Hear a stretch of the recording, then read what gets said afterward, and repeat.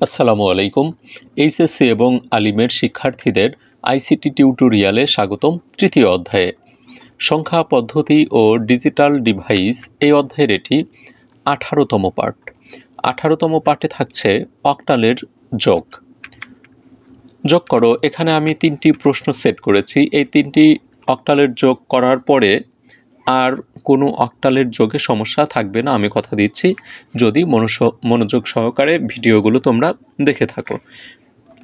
যোগ 1 নম্বর সমাধানটা আমরা আগে করে নিই। অক্টালের ভিত্তি হচ্ছে 8। যোগফলে একক অঙ্ক হিসেবে কখনো 8-এর চেয়ে বড় সংখ্যা বসবে না, এটুকু আমরা মনে রাখলেই এই অক্টালের যোগগুলো করতে পারবো। এখন আমরা যোগ করি। 5 আর 5 যোগ করলে কত হয়? 10। অক্টালের ভিত্তি হচ্ছে 8 আর যোগফলে হচ্ছে 10, তো আমরা 10 বসাতে পারবো না। তো কি করব? এই 10 থেকে অক্টালের ভিত্তি 8 বাদ দেই। বাদ দিলে থাকে কত? 2।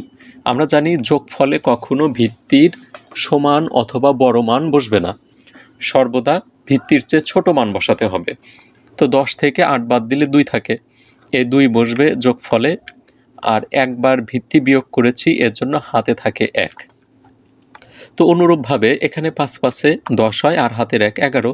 11 থেকে ভিত্তি 8 বাদ দিলে থাকে হচ্ছে 3। এই যে আমরা এখানে এটা দেখতে পারি, 11 থেকে 8 বাদ দিলে 3 থাকে, এই 3 হচ্ছে এখানে বসবে, হাতে থাকে 1। এই 1 দশমিকের ওপার চলে যাবে, দশমিক বিন্দুটা আমরা এখানে বসিয়ে নিলাম। 6 আর হাতের 1 7। 7 আর 4 যোগ করলে 11 হয়। 11 থেকে 8 ভিত্তি বাদ দিলে 3 বসে, হাতে থাকে 1। 3 আর 2-এ 5, 5 আর হাতের 1 6। আমাদের কিন্তু 1 নং প্রশ্নের সমাধানটা হয়ে গেছে। এখন আমরা 2 নংয়ের সমাধান করে নিই। 4 এবং 5 যোগ করলে 9 হয়। আমরা 9 বসাতে পারবো না, তাহলে কত বসাবো? 9 থেকে ভিত্তি 8 একবার বিয়োগ দিলে 1 থাকে এবং হাতে থাকে 1। 7 আর 2-এ 9 আর হাতের 1 10। 10 থেকে ভিত্তি 8 একবার বিয়োগ করলে 2 বসে, হাতে থাকে 1। পয়েন্টটা বসে গেল, হাতের 1 এই পাশে চলে আসলো। 5 আর 1-এ 6 হয় আর হাতের 1 7। 7 হচ্ছে ভিত্তির ছোট, 8-এর ছোট, এজন্য সরাসরি বসবে। তারপর হাতে কিছু থাকে না। 6 আর 3-এ 9 হয়। 9 আমরা বসাতে পারবো না, কত বসাবো? 9 থেকে ভিত্তি 8 একবার বিয়োগ দিলে 1 বসে, হাতে থাকে 1। এই 1 পরে এসে বসলো, কারণ আর কোনো অঙ্ক বাকি নেই। সুপ্রিয় শিক্ষার্থীবৃন্দ, এখন আমরা 3 নং সমস্যার সমাধান করব। তার পূর্বে তোমাদের রিকোয়েস্ট করব, এই চ্যানেলে কিন্তু নাম্বার সিস্টেমের অন্যান্য টিউটোরিয়ালগুলোও দেওয়া আছে, তোমরা তোমাদের প্রয়োজন অনুযায়ী ভিডিওগুলো দেখে নিতে পারো। আর অবশ্যই যদি ভিডিওগুলো দ্বারা উপকৃত হও, চ্যানেলটিতে সাবস্ক্রাইব করবে। এবং আরও একটি রিকোয়েস্ট, ক্যালকুলেশনগুলো তোমরা অবশ্যই একটু মিলিয়ে নেবে, কারণ অনেক সময় অনাকাঙ্ক্ষিতভাবে ভুল ত্রুটি থেকে যায়। এখন আমরা নাম্বার 3-র সমাধানটা করে নেই।